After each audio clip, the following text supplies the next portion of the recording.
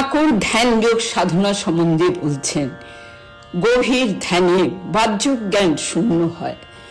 ধ্যানে এইরূপ একাগ্রতা হয়, অন্য কিছু দেখা যায় না, শোনাও যায় না, স্পর্শ বোধ পর্যন্ত হয় না। সাপ গায়ের উপর দিয়ে চলে যায়, জানতে পারে না।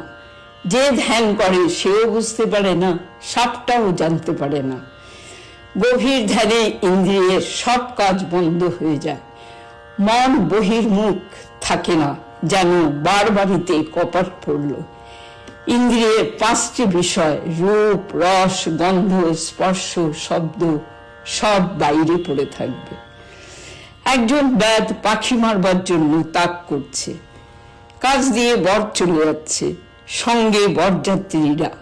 কত রোশনাই, বাজনা, গাড়ি ঘোড়া কতক্ষণ ধরে কাজ দিয়ে চলে গেল। ব্যাধের কিন্তু হুঁশ নাই, সে জানতে পারল না যে কাজ দিয়ে বর চলে গেল। গভীর ধ্যানে কোনো হুঁশ থাকে না। জয় ঠাকুর।